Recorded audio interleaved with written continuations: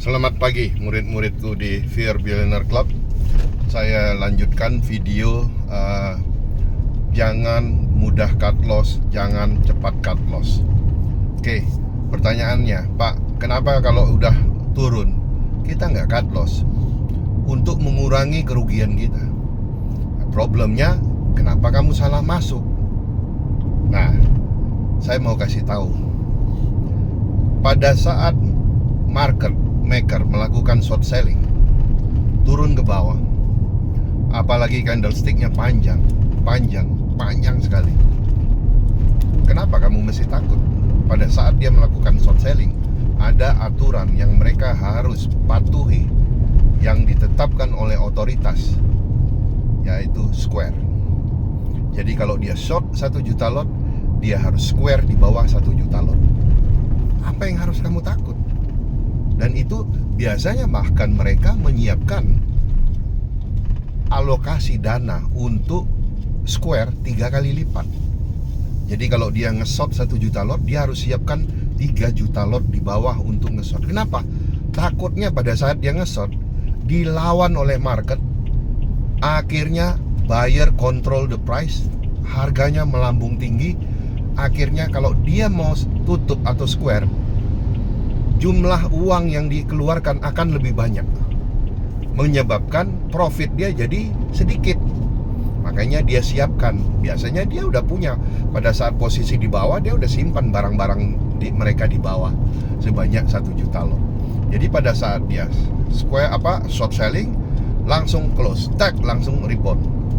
Nah, ada waktu yang kalau dia belum siap, paling tidak 3 hari rebound. Jadi nggak usah takut. Problemnya selalu begini, Pak, tapi saya dananya udah nggak cukup untuk top up. Nah, siapa suruh? Salah ambil posisi. Kita harus sadar, kalau kita punya akun 1M, kita harus siapkan 25% dari 1M itu 250 juta dana untuk top up apabila kita kecelakaan ataupun hilap salah ambil posisi. Nah, jadi itu harus disadari. Jadi jangan kalau udah sampai minus bawah, di cut loss. Minus 12.000, minus 15.000, ada yang minus sampai 20.000, di cut loss. Bayangkan, begitu saya mengumumkan, ayo sedekah di tanah haram, di tanah suci, kirimnya berapa? Cuma 1 juta, 100.000, 200.000. Memang sih dalam sedekah seikhlasnya kita, tapi seikhlasnya ya pakai nalar dan logika kita. Kenapa kita bisa ikhlas dan pakai otak kita untuk cut loss 20.000 dolar, 200 juta, tapi kita pada saat keluar untuk sedekah kita pakai logika dan daya pikir nalar yang nggak masuk akal. Begitu giliran sedekah, kasih 100.000, kasih 1 juta. Kemarin ada salah satu murid saya, luar biasa. Saya mau ketemu dengan dia khusus. Pada saat bilang kita mau sedekah nih, nasi bungkus di Mekah, berapa dia kirim? 100 juta. Itu baru murid top. Karena dia tahu untungnya, dia bukan baru 100 juta, 200 juta. Untung dia udah miliaran. Bakal miliaran, kedepannya bakal miliaran. Jadi nggak usah mikir kayak begitu. Jadi kalau ditanya, Pak, saya cut loss. Begitu sudah cut loss, ternyata harganya terbang 2 kali lipat dari harga yang dia cut loss, terbang naik dan lebih besar daripada yang dia cut loss profitnya kalau dia tahan. Nah, itu penyesalan yang selalu ada. Makanya saya selalu bilang jangan buru-buru cut loss. Nah, jadi ya siapapun di dunia ini yang menentang ilmu anti cut loss sama saya, ayo berdebat sama saya. Pasti yang salah mereka. Karena apa? Posisi kebanyakan, modal mepet, akhirnya diseret ke bawah, stres sendiri. Kalau saya nggak perlu stres, saya kan udah bilang, kamu beli 1 lot, ketahanan kamu, kegerusnya kamu itu hanya 5.000 dolar. Ya, 5.000 dolar. Jadi kalau dari ATH ke ATL itu kita asumsikan 500 poin, berarti 5.000 dolar. Nah, 5.000 dolar itu ya, kalau kamu punya akun 100.000 US, berarti kan baru kesedot 5.000, masih sisa 95.000 equity-nya.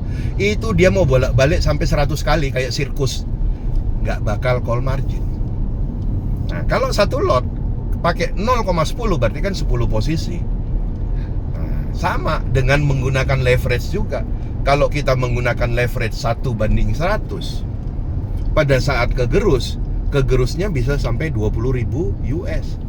Tetapi kalau kita menggunakan leverage-nya 1:500, kegerusnya cuma 2.000 US. Jadi kalau banyak yang, kenapa sih Pak Firni, kenapa sih gini? Udahlah, kamu baru kenal dunia ini. Jadi jangan percaya lagi cerita-cerita wah yang buat news lah, bikin analis lah, technical analis lah, omong kosong semua lah, omong kosong ya.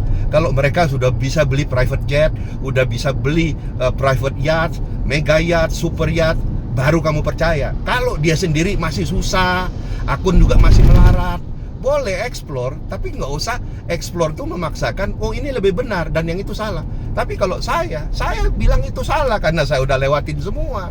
Saya udah lakukan semua. Kerugian-kerugian, cara-cara bodoh di market itu udah saya lakukan semua. Jadi nggak usah coba-coba. Jadi nggak usah buru-buru cut loss, tunggu aja. Masalahnya, Pak, saya kegurus terus, modal top up nggak ada. Makanya ngambil yang benar. Makanya sekarang siapkan laptop, nanti ketemu saya belajar gambar cluster supaya nggak ada pertanyaan-pertanyaan kayak gini, supaya nggak ada kebodohan-kebodohan yang kita lakukan. Karena apa? Kita tidak menyiapkan diri untuk fight di market. Market itu udah matematika banget kok, ATH, ATL, udah tinggal kita atur aja kita mau main di mana ya. Oke, sukses selalu untuk kita, happy cuan konsisten.